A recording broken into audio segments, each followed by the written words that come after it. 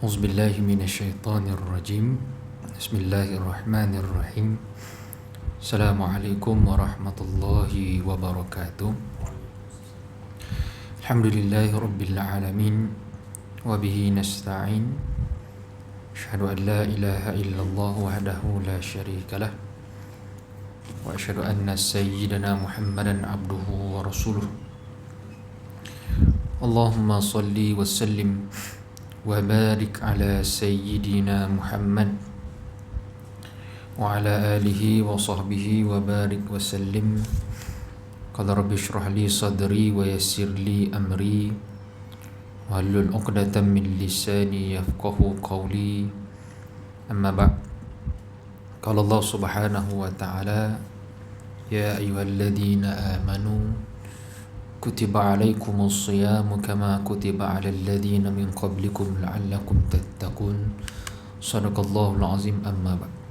Muslimin dan muslimat yang dirahmati dan dikasihi oleh Allah, alhamdulillah, kesyukuran kita panjatkan kehadirat Allah Subhanahu wa taala dipertemukan pada pagi, pada siang hari Ramadan yang pertama, selepas mana 2 bulan kita menanti secara setia dengan berdoa supaya Allah berkati kita pada bulan Rajab.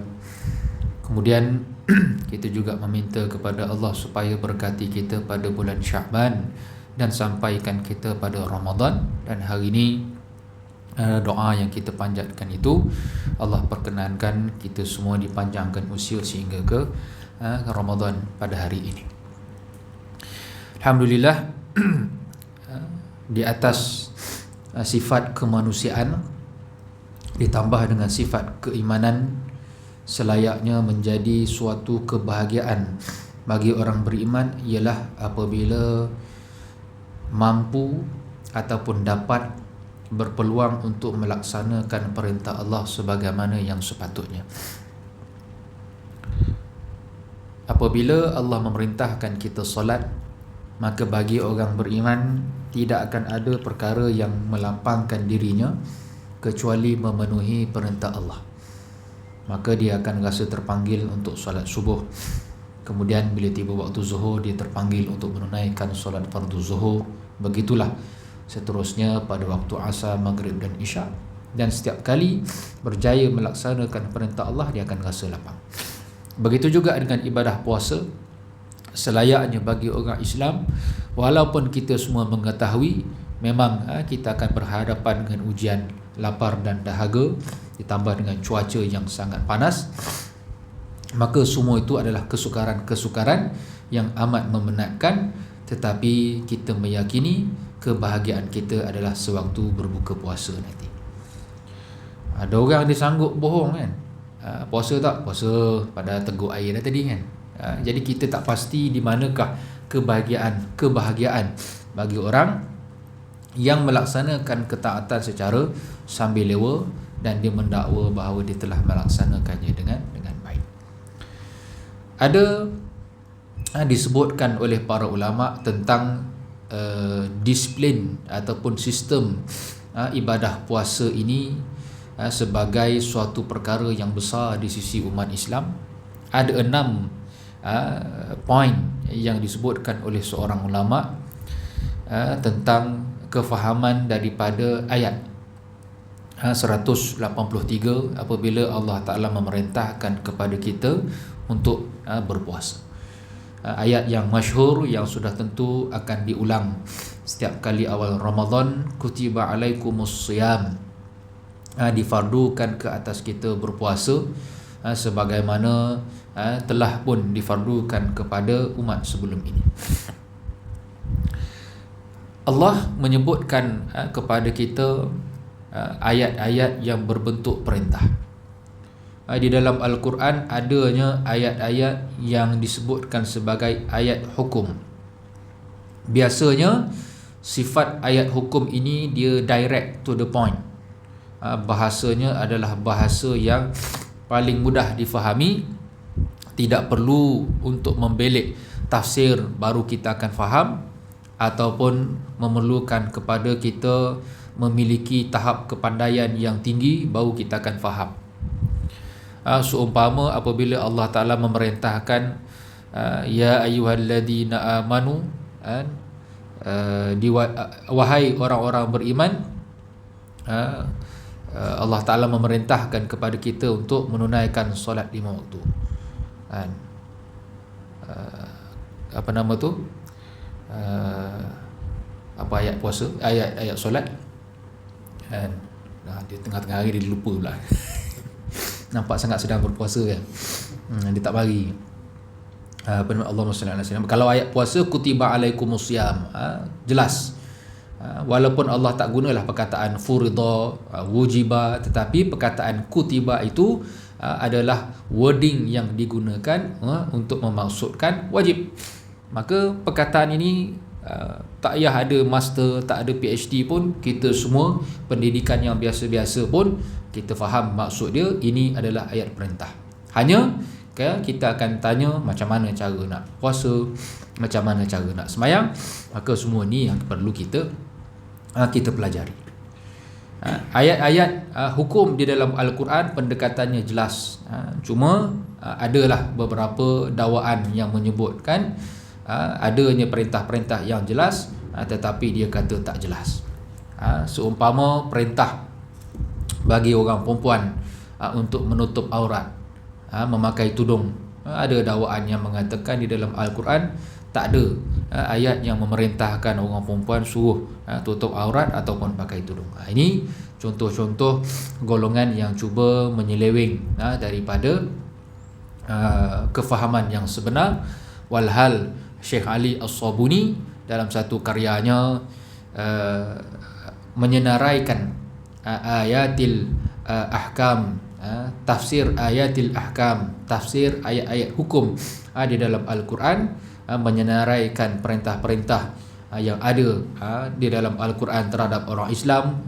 Confirm lah kewajipan solat, kewajipan menunaikan zakat, kemudian begitu juga berpuasa, berjihad, termasuklah kewajipan untuk orang perempuan menutup aurat. Ini adalah ayat-ayat hukum yang jelas. Maka pelik apabila adanya dakwaan yang mengatakan tak jumpa ayat di dalam Al-Quran yang memerintahkan supaya orang perempuan tutup aurat. Maka di dalam ayat yang memerintahkan orang Islam berpuasa, ada 6 poin utama yang Allah Subhanahu Wa Ta'ala sampaikan kepada kita. Yang pertama, sebelum Allah membicarakan tentang puasa, ia didahului dengan 2 ayat ataupun 2 perintah yang menceritakan perihal kepentingan menjaga kehidupan. Iaitulah ayat yang memerintahkan orang Islam melaksanakan qisas pada ayat 178. Ya ayyuhalladzina amanu kutiba alaikumul qisasu fil qatla. Wahai orang beriman, diwajibkan kepada kalian al-qisas, iaitu bunuh balas, ataupun apa juga kesalahan jenayah yang berkaitan, maka boleh dibalas. Seumpama al-hurru bil hurri, nyawa orang yang merdeka dibalas dengan nyawa orang yang merdeka. Wal abdu bil abdi, seorang hamba dibalas dengan hamba. Wal unsa bil unsa, orang perempuan pun dibalas dengan orang perempuan, dan sampailah seterusnya. Wal uzunu bil udhuni, kalau telinga yang terpotong balas dengan telinga. Sebagai satu gambaran betapa Allah mendidik manusia untuk mengikut aturan tersebut, kerana kalaulah manusia sendiri yang menjatuhkan hukuman balas, nescaya manusia tidak akan pernah balas dengan setimpal. Orang jentik kita sekali, kita akan jentik 2 kali, balas balik. Orang tumbuk kat muka kita sekali, kita akan tumbuk kat muka, perut, kaki, 3 dah. Ada kalau orang langgar side mirror kita akan kejar balik, bukan side mirror kita bedal, mana yang sempat, dan biasanya kita akan balas lebih teruk pada tu lagi. Dan Barat sendiri pun membuktikan benda yang sama, bahawa manusia dengan ketiadaan iman, kalaulah orang buat jahat kat kita, maka kita akan balas bukan setakat setimpal, kita akan balas teruk pada tu lagi. Banyak sangatlah movie-movie yang membayangkan perihal sedemikian. Bahkan dalam realiti kehidupan pun memang manusia bila balas, mereka akan balas dengan dahsyatnya. Sebab itu Allah Ta'ala fardukan kepada kita al-qisas. Kerana apa? Tidak mahu manusia membuat keputusan yang akan merosakkan diri mereka sendiri. Kemudian diikuti dengan satu lagi perintah yang juga sebenarnya Allah Ta'ala suruh ikut, mudah dah, tetapi dia jadi payah sangat bagi orang kita nak ikut. Apa dia? Al-wasiyah. Kutiba alaikum idza hadara ahadakumul maut in taraka khairanil wasiyatu lil walidayni, akhir ayat.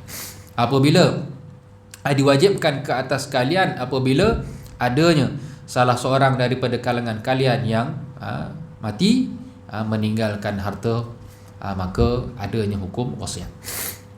Sepatutnya di sini Allah Ta'ala menurunkan hukum dan sekaligus tata caranya. Apabila kita ikut, dia akan memudahkan urusan kita. Tetapi manusia, benda yang dah ada pun tak nak ikut, benda yang tak ada nak pula. Macam ada orang ni, dia dakwa apa, orang perempuan tak wajib pakai tudung. Tak jumpa ayat yang memerintahkan orang perempuan suruh pakai tudung, tapi dia jumpa hadis yang membenarkan orang perempuan jadi imam. Jumpa pula hadis. Ini pelik. Padahal perintah sedia ada tu jelas dah, dia kata tak jelas. Perintah yang tak jelas pula dia kata jelas. Ini sebagai bukti bahawa kita di dunia ini, kita memang diuji dengan macam-macam ujian, dan kita jangan lupa bahawa bersama kita adanya syaitan dan iblis yang akan sentiasa cuba menyesatkan kita. Kemudian barulah Allah Ta'ala menceritakan apakah pedoman-pedoman penting di dalam perintah berpuasa ini. Antaranya yang pertama adalah menyatukan ibadat zaman Nabi kita Muhammad sallallahu alaihi wasallam dengan zaman terdahulu. Kama kutiba alal ladina min qablikum, sebagai bukti bahawa ibadat puasa ini bukan bermula pada zaman Nabi Muhammad sallallahu alaihi wasallam. Generasi terdahulu pun pernah mengamalkan puasa, cuma yang membezakannya adalah pensyariatan sahaja. Sayyidatina Maryam sebagai contoh berpuasa dengan keadaan tak bercakap, menahan diri daripada bercakap. Itu contoh pensyariatan ibadat puasa yang ada pada generasi dulu. Bahkan hari ini pun kita masih lagi boleh mengamalkan ibadat untuk jaga mulut kita. Cuma puasa zaman Nabi sallallahu alaihi wasallam dia dah lebih spesifik. Adanya waktu tertentu dan sebagainya yang lebih detail berbanding daripada puasa generasi-generasi terdahulu. Cuma apa yang Allah Ta'ala nak sebutkan adalah puasa zaman Nabi sallallahu alaihi wasallam merupakan kesinambungan daripada puasa pada generasi-generasi terdahulu. Yang kedua, adanya suatu tujuan besar yang telah ditetapkan oleh Allah sejak daripada awal, iaitu la'allakum tattaqun, supaya kita ini bertakwa kepada Allah Ta'ala sebagai suatu asas yang paling besar. Tujuan yang paling utama puasa kita ni adalah untuk bertakwa kepada Allah. Walaupun semua ibadat memang untuk bertakwa kepada Allah, tetapi Allah sebutkan puasa ini dengan spesifik, menunjukkan bahawa tujuan untuk mendapatkan puasa yang sebenar, yang menepati apa yang dikehendaki oleh Allah Subhanahu Wa Taala adalah sangat-sangat tinggi. Maka sebab itu, walaupun kita boleh tipu orang, kita kata kita puasa, kita kata kita dah buat itu, dah buat ini, ibadat-ibadat lain mungkin kita boleh tipu orang, tapi ibadat puasa ini sangat-sangat sukar untuk kita tipu orang, sehingga dijelaskan oleh Nabi sallallahu alaihi wasallam dalam satu hadis yang juga disebutkan sebagai hadis qudsi. Yaqulullahu azza wa jalla, as-sawmu li wa ana ajzi bihi. Allah Ta'ala berfirman bahawa puasa itu adalah untuk aku dan aku sendiri yang akan memberikan ganjaran kepada sesiapa yang berpuasa. Walhal semua ibadat itu memang diberikan ganjaran oleh Allah Subhanahu Wa Ta'ala. Bukannya ibadat lain tu ada malaikat bagi, ada nabi bagi, tak ada. Semuanya tetap diberikan pahalanya oleh Allah Subhanahu Wa Ta'ala. Tetapi puasa ini menjadi suatu ibadat yang dipanggil ukurannya berbeza dengan ibadat-ibadat yang lain, sehingga Allah Subhanahu Wa Ta'ala menyebutkan sedemikian rupa sebagai bukti bahawa hanya mereka yang benar-benar lepas sahaja akan mendapat ganjaran di sisi Allah Subhanahu Wa Ta'ala. Sehingga kan Al-Imam Al-Ghazali pun membahagikan puasa ni kepada 3 kategori kan. Puasa dipanggil puasa orang awam. Kalau kita panggil hari ni puasa geng bazar. Yang dalam kepala dia terbayang bila puasa ni bazar Ramadan. Tapi hari ni tak tahulah kan. Kalau dah sewa tapak bazar 17,000 agak-agak berapa harga menu tu kan, kita pun tak tahu kan. Jadi menyebabkan boleh jadi puasa tahun ni puasa yang sangat mencabar bagi kita. Bagi mak ayah yang ada anak-anak sekolah, dia terasa dah duit nak puasa tu banyak habis kat sekolah dah, lagilah duit nak raya, maka nak berjimat cermat tu mungkin menjadi suatu perkara yang penting. Sebab itu apakah kita tak makan sangat sebab kita nak berjimat? Jadi kita kena tanya, apakah itu benar-benar puasa yang dikehendaki oleh Allah? Ada orang yang puasa dia nak kurus, maka betul ke kurus itu merupakan suatu perkara yang dikehendaki oleh Allah, tujuan daripada puasa? Maka semua itu adalah penting untuk kita tanya, kerana kita tidak mahu menjadi orang yang buat tetapi akhirnya tak dikira di sisi Allah Ta'ala sebagai ibadat. Dan yang ketiga, puasa memiliki tempoh yang tertentu, ayyaman ma'dudat. Yang ni pun sebenarnya suatu perbincangan para ulama yang menarik. Kerana Allah Ta'ala menggunakan kalimah ayyaman ma'dudat. Tuan, ayam ni hari bukan ayam. Kan terbayang ayam goreng, ayam belada lah, sedap pula makan ayam. Ayam dalam bahasa Arab bermaksud hari-hari. Jamak bagi al-yaum. Iaitu Allah Ta'ala menyebutkan hanya beberapa hari tertentu sahaja. Seakan-akan tafsirannya apa dia? Falaisa kasiran, sebenarnya tak banyak pun. Puasa berapa hari? Alah 30 hari je pun. Lebih kurang macam tu lah. Sebagai penjelasan, para ulama bagi tahu sebenarnya dia merupakan pendekatan Al-Quran untuk manusia merasakan ibadat puasa tu sekejap je. Berbeza dengan Allah Ta'ala sebut syahron kamilan. Allah Ta'ala tak sebut bulan penuh, tetapi Allah Ta'ala sebut ayyaman ma'dudat. Alah beberapa hari je pun. Lagi berapa hari puasa? Alah lagi 29 hari je pun. Macam tak banyak sangat. Padahal kira 29 hari itu sebulan dah kan. Kalau 29 hari 30, 2 tu sebulan. Maka ini sebagai pendekatan motivasi Allah untuk kita ambil kira hari itu sebenarnya tak banyak pun. Pejam celik dah bulan Ramadan pun. Pejam celik dah 10 Ramadan, dah sekejap je sebenarnya kita akan rasa. Kalau orang yang mendaki bukit, hiking, biasa kalau ada orang-orang baru ni, jauh lagi ke? Sikit lagi kan. Orang yang dah hotai ni, yang dah lama naik bukit ni, sikit lagi itu 5 km lagi kat depan. Menangis orang belakang ni. Akhirnya baru dia rasa bahawa sebenarnya dia boleh sampai ke atas. Macam tu juga ibadat puasa. Hari itu sebulan nampak banyak, tapi bila sebut hari itu sebenarnya sikit. Begitu juga kita kira jam, walaupun nampak macam banyak, tapi sebenarnya kalau daripada pagi sampai tengah hari kita boleh lepas, sudah tentu kita akan boleh habiskan puasa sampai ke waktu berbuka. Kemudian yang keempat, yang ketiga mana tadi? Yang kelima,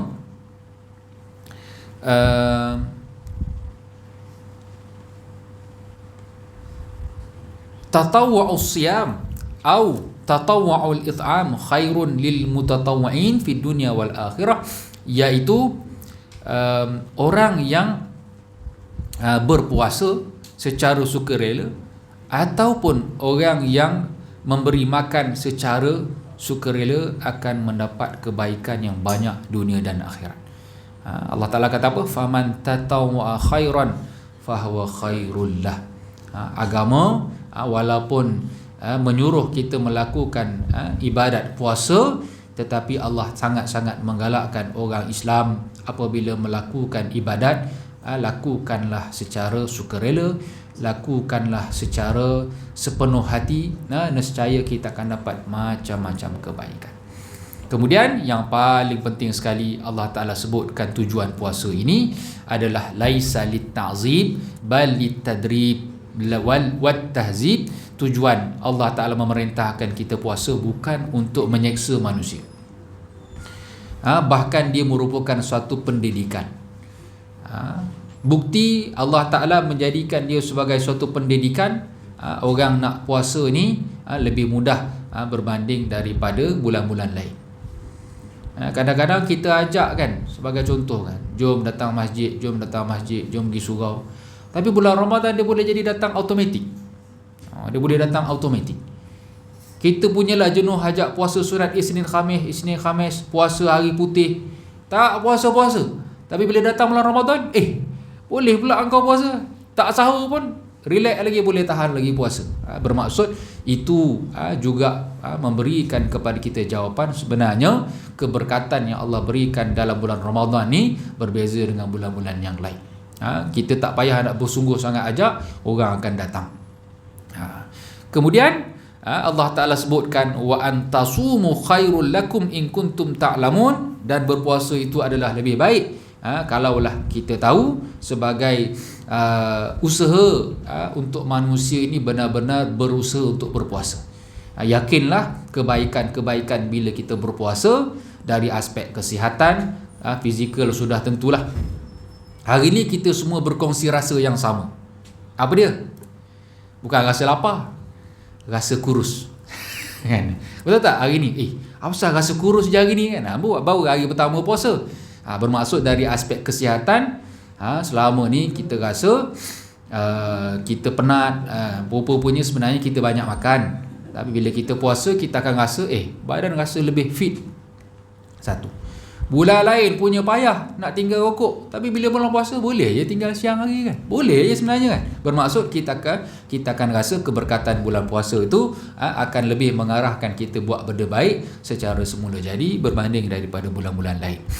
Kemudian Allah Ta'ala bagi tahu kalau kita berpuasa khairul lakum, ia adalah lebih baik dari satu aspek adalah secara dalaman, litahzib, mendidik jiwa kita, sifat kerohanian kita, sifat kehambaan kita akan jauh lebih baik daripada bulan-bulan yang lain. Maka ini di antara beberapa pedoman yang boleh kita dapat dalam bulan Ramadan, walaupun boleh jadi kita dah ulang banyak kali, tetapi kita meyakini kadang-kadang manusia ini bila kita ulang kaji, walaupun nampak macam sebut benda yang sama, dari satu aspek yang lain kita tak tahu.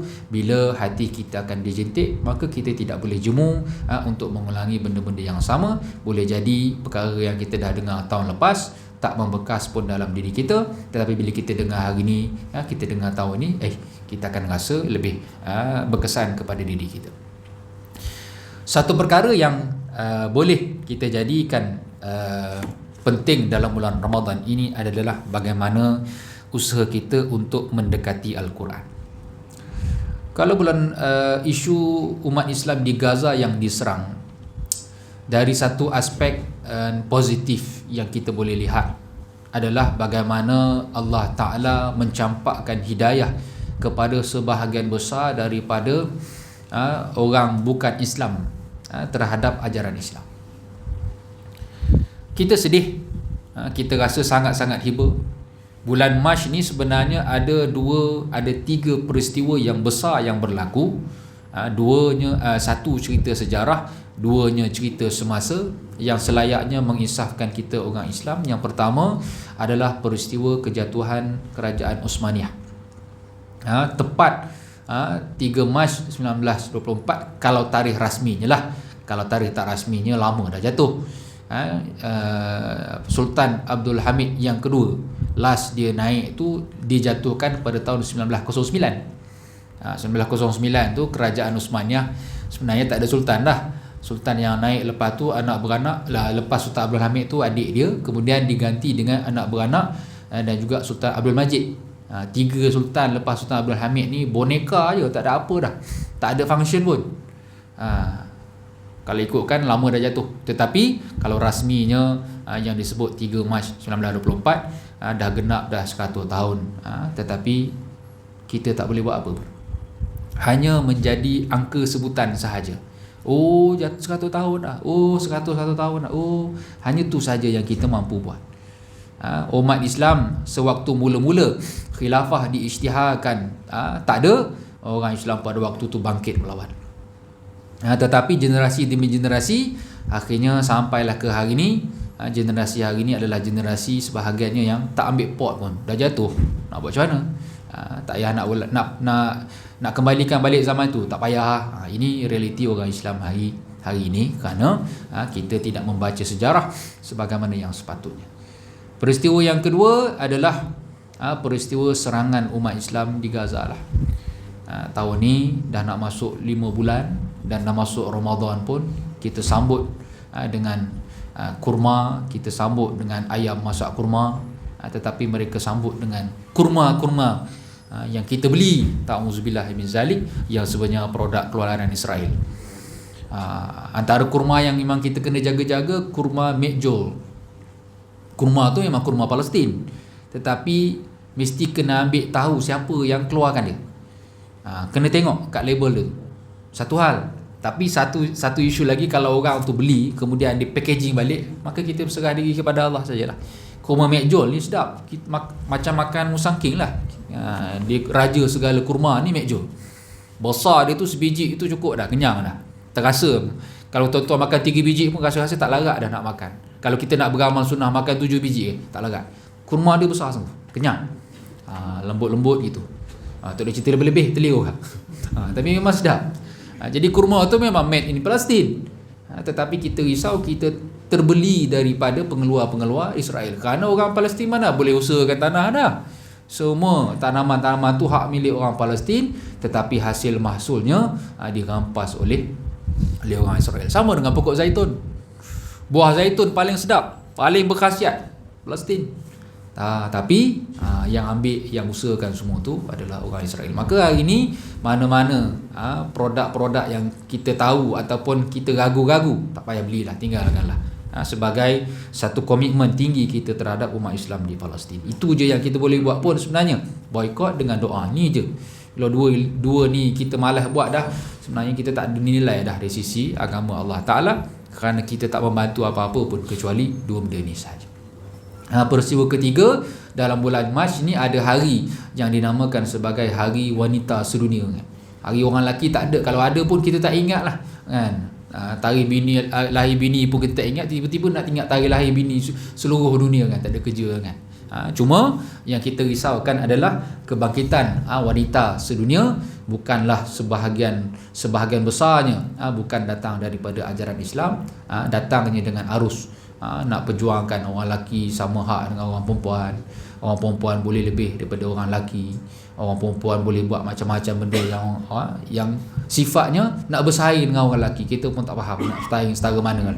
Segala benda yang orang lelaki buat, dia mengaku dia boleh buat belaka.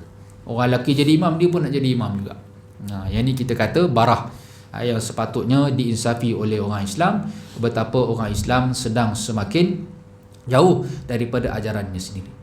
Cuma dari aspek positif untuk isu Palestin adalah bagaimana orang-orang bukan Islam, mereka cenderung untuk memahami Al-Quran dengan lebih baik daripada kita. Bulan Ramadan ni orang Islam sebahagian besarnya berpusu-pusu untuk khatam Quran. Betul, dia satu usaha yang sangat-sangat mulia, sangat-sangat murni. Cuma dari aspek kita berusaha untuk memahami Al-Quran ini adalah fasa yang jauh lebih bermanfaat. Kalau tuan-tuan rajin tengok macam mana orang bukan Islam mereka baca Quran, kita akan rasa malu. Sebab tu ada satu ayat yang menyebutkan Allahumma shalli ala sayyidina Muhammad, la yamassuhu illal mutahharun, tanzilum min rabbil alamin. Tidak tidaklah menyentuh Al-Quran ini kecuali orang-orang yang suci bersih. Ayat ni disebutkan oleh Dr. Salah Abdul Fattah Al-Khalidi sebagai satu ayat yang sering kali disalahfahamkan oleh sebahagian besar daripada orang Islam, iaitu tak bolehnya kita baca Quran kalau tak ada wuduk, kan? Ataupun kita nak sentuh Quran tak boleh, pasal apa? Kita tak ada wuduk. Dia kata ayat ni ayat yang disalah fahamkan oleh sebahagian besar orang Islam. Memanglah ada perbahasan, tetapi bukan merujuk ayat ni. Memang ada hadis, Nabi sebut kalau nak baca Quran ni, kalau boleh jangan dalam keadaan kita berjunub. Dan Imam Nawawi sendiri menyebutkan biarlah kita ni dalam keadaan yang paling baik untuk kita baca Quran. Tetapi kata Dr. Salah Abdul Fattah Al-Khalidi, ada pun ayat la yamassuhu illal mutahharun, tidak menyentuh Al-Quran itu kecuali golongan yang suci bersih, bukan merujuk kepada manusia tetapi merujuk kepada para malaikat. Bukan kait dengan kita pun. Kerana ayat ini adalah ayat yang menjawab tuduhan orang musyrikin, orang Yahudi, bahawa Al-Quran itu datang daripada setan. Yang bawa turun Quran tu adalah syaitan-syaitan. Maka Allah balas, la yamassuhu illal mutahharun. Yang bawa Quran ni adalah malaikat-malaikat yang suci bersih, yang tidak melakukan dosa. Bukan merujuk kepada kita ni tak ada wuduk. Kau ni pegang Quran tak ada wuduk, haram. Dia bukan maksudnya begitu. Memang ada hadis, tetapi ayat itu bukan memaksudkan begitu. Kerana apa? Kalaulah kita faham semua orang nak baca Quran itu kena ada wuduk dari aspek kesucian, silakan. Tetapi bagaimana dengan orang bukan Islam yang nak baca Quran, kan? Jadi mereka hari ini membaca Quran dan mereka faham Quran jauh lebih baik daripada kita. Ada yang belum masuk Islam lagi dan ada yang dah akhirnya masuk Islam. Ini yang kita kata pengajaran yang paling penting. Ada seorang wanita tua ni, dia baca satu ayat dalam Quran. Ada satu ayat yang menyebutkan secara jelas bahawa orang kafir akan dimasukkan ke dalam neraka dan akan dibakar berulang-ulang kali sehingga ditukar kulitnya banyak kali. Ayat ni kan. Ayat ni pernah menjadi perbahasan dalam kalangan saintis sehingga seorang saintis tu masuk Islam kerana faham tentang sains itu melalui Al-Quran. Tapi seorang makcik tua ni, dia baca ayat ni, dia kata apa? Kalaulah 6 bulan yang lepas aku baca ayat ni, mesti aku akan benci Islam. Kerana apa? Aku kan orang kafir. Ayat ni tujukan kepada aku dan kepada orang seluruhnya yang kafir. Kata dia, tak selayaknya bagi Tuhan untuk menyeksa manusia sampai tahap macam ni. Ni agama apa ni? Tuhan seksa orang sampai bakar berulang-ulang kali. Dia duduk terbayang macam peristiwa tragedi Eropah kan. Fasa gereja yang zalim dulu tu kan. Dia duduk terbayang macam tu lah. Tapi dia kata apa? Itu 6 bulan dululah. Tapi hari ni bila aku baca Quran, aku lihat bagaimana kejahatan Israel membunuh umat Islam di Gaza. Dia kata apa? Now I understand. Sekarang aku faham. Sambil menangis. Sekarang aku faham. Dia kata apa? Mereka memang layak dibakar berulang-ulang kali kerana kejahatan mereka sangat tidak berperi kemanusiaan, membunuh umat Islam di Gaza. Nampak? Dan waktu tu seingat saya dia dah masuk Islam lah. Maksudnya apa? Bagaimana mereka baca Quran sehingga boleh mengubah kiblat hidup mereka 360 darjah. Dalam keadaan sebelum ni mereka benci Islam, tetapi apabila mereka mula mendekati dan memahami Al-Quran, mereka ubah cara hidup mereka dan mereka mengakui selama ni mereka lah yang zalim. Begitu juga dengan cerita Megan Rice yang masyhur kan. Dia tanya soalan kepada imam, dan bila imam jawab, kita boleh tengok memek muka dia. Dia punya muka jawapan puas hati tu, macam ni ke? Itu cara orang yang sebelum ini tak dapat hidayah, tiba-tiba dapat hidayah baca Quran. Cara mereka baca membuktikan betapa mereka bersyukur kerana mereka diberikan peluang untuk memahami Al-Quran, lalu mereka beriman. Hal ini biasa disebutkan oleh Syekh Fatih Yakan dalam kitab dia Madza ya'ni intima'i lil Islam. Apa erti aku menganut Islam? Pada mukadimah kitab dia bagi tahu antara musibah bagi orang Islam hari ini adalah menganut Islam secara warisan. Dia kata musibah paling besar yang melanda orang Islam adalah menerima Islam secara waris. Saya pernah berkongsi kepada anak-anak pelajar yang berumur 12 tahun sehingga 17 tahun, remaja lah. Diminta untuk bentang tajuk akidah. Saya tanyalah penganjur, ada guideline tak? Ada kertas kerja tak? Penganjur kata tak ada. Kata, alamak, macam mana nak cerita bab akidah kat budak pula tu? Lepas tu tak ada guideline. Gagau lah kita. Itu pun fikir berdasarkan pengalaman-pengalaman cetek kita, akhirnya kita pun dapat satu bahan daripada karya Syekh Fatih Yakan, iaitu membicarakan tentang perihal apa maksud akidah kita yang kita fahami selama ni. Soalan basic saya tanya kepada pelajar, kenapa awak semayang? Basic, soalan basic. Kenapa kita semayang?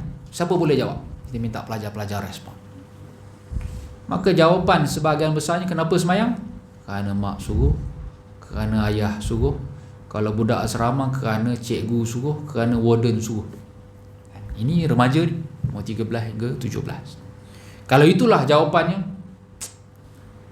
bermaksud lambat lagi lah untuk kita ni benar-benar jinak dengan Al-Quran. Kerana umur dah 17 pun masih lagi jawapan kita, kenapa semayang? Taklah tak semayang kan, kena rotan. Kalau tak semayang kan, jawapan-jawapan kita itu bukan didasari dengan kefahaman sungguh. Dan kita boleh mengelak pula tu. Kita boleh mengelak, nak semayang ke tak? Alamak, malas lah. Kita boleh pilih nak semayang ke tak semayang. Kalau umur kita dah tua, dah dewasa, dah bekerjaya, dah beranak isteri pun masih lagi fikir macam tu, bermaksud betapa kita menjadi Islam secara warisan, yang kita kena ingat bila-bila masa sahaja Islam kita boleh ditanggalkan. Sebab tu hari ni kenapa bila isu yang melibatkan orang Islam sangat-sangat tidak sepakat, kerana apa? Yang masuk dalam kepala kita ni adalah doktrin-doktrin daripada macam-macam elemen. Termasuklah doktrin Akira Toriyama kan. Peminat Dragon Ball dia faham lah kan. Jadi semua tu nampak macam kartun je, tapi sebenarnya dia menjadi doktrin dalam minda kita, kerana kita selesa membacanya, melihatnya, mengikutinya berbanding daripada kita membelek Al-Quran. Sehingga perkara ini pernah disebutkan oleh Syekh Muhammad Al-Ghazali dalam kitab dia Jaddid Hayatak, perbaharui hidupmu. Kitab yang sangat-sangat baik untuk dibaca. Dia kata apa? Manusia ini memiliki perasaan fitrah, yang fitrah ini menjadi elemen penting untuk manusia kenal Tuhan. Daripada fitrah kita ni kita boleh kenal Tuhan. Sebab itu sebenarnya bila Allah Ta'ala sebut Sabbahalillahi ma fis samawati wa ma fil ard, semua yang ada di muka bumi ini bertasbih kepada Allah. Makhluk-makhluk ini selain daripada manusia, semuanya memuji Allah dengan bahasa yang kita tak faham. Dari satu aspek, mereka buat macam-macam bunyi, sebenarnya mereka sedang berzikir kepada Allah. Nabi pernah sebut bunyi katak. Nabi kata apa? Jangan ingat bunyi katak itu semata-mata bunyi katak, walhal sebenarnya dia sedang berzikir kepada Allah. Walaupun kita buat bunyi gedek-gedek kan, sebenarnya dia sedang berzikir kepada Allah dengan bahasa dia. Sehingga Nabi pernah sebut nyamuk yang datang kepada kita tu kan, yang kita dengar bunyi tu kan, sebenarnya dia sedang berzikir kejut kita semayang kepada Allah. Tapi kalau dah pukul itu tanpa tak adalah kita sampai tahap jangan pukul nyamuk, dia sedang berzikir kepada Allah. Itu dah over lah. Itu tuan-tuan berada di makam yang lain lah kan. Tetapi kita memahami bahawa semua makhluk itu sedang memuji Allah. Ada bahasa yang kita tak faham, ada bahasa dengan dipanggil bahasa semula jadilah. Sungai mengalir itu adalah memuji Allah. Angin menderu, deruan itu adalah bunyi yang dipanggil sunnatullah. Jadi semua makhluk itu memuji Allah, tiba-tiba manusia sahaja yang ingkar kepada Allah. Pasal apa? Kerana fitrah kita ditambah dengan akal, dan akal kita pula ada ujian daripada makhluk yang gaib yang namanya nafsu dan juga namanya syaitan. Sebab itu perasaan fitrah kita tidak cukup untuk menjadikan kita bertakwa kepada Allah, kerana ada ancaman daripada nafsu, ada ancaman daripada syaitan dan juga iblis. Maka sebab itu kita memerlukan kepada sumber yang lain, iaitu namanya kitab suci, namanya Al-Quran, namanya hadis. Maka kalau fitrah itu nak berterusan berada dalam keadaan yang baik, mestilah disucikan dengan bahan-bahan yang baik. Sebab itu kata Syekh Muhammad Al-Ghazali, masalah orang Islam apa? Fitrah kita dahlah diganggu, kemudian apabila diganggu, kita pula tidak memulihkan fitrah kita dengan sumber yang betul. Bila kita tension, kita dengar lagu. Bila kita penat, kita tengok movie. Bila kita letih, kita layan karaoke. Jadi macam mana fitrah kita nak elok? Jadi fitrah kita akan semakin tenat, lalu menjadikan kita tidak akan jumpa jalan kebenaran. Ini yang sedang berlaku kepada orang Islam secara warisan. Berbeza dengan orang yang bukan Islam. Kali pertama mereka dengar Quran, kali pertama mereka dengar azan, akhirnya mereka merasa terpanggil untuk terus menekuni, mendalami erti azan, erti Al-Quran dan sebagainya, lalu menjadikan mereka beriman. Dan mereka memahami ajaran Islam dengan baik, berbanding daripada kita yang masih lagi menerima Islam secara warisan, sehingga kita tidak berusaha untuk menambah pun kefahaman. Bahkan lebih malang, apabila Islam dihina, dipijak-pijak, kita langsung tidak mempertahankannya. Ini adalah musibah yang sama-sama kita usaha rawat dengan keberkatan bulan Al-Quran, supaya kita menambah kefahaman Al-Quran lebih banyak berbanding daripada kita menambah bacaan semata-mata tanpa faham sahaja. Wallahu a'lam. Assalamualaikum warahmatullahi wabarakatuh. Subhanakallahumma wa bihamdik, asyhadu an la ilaha illa anta, astaghfiruka.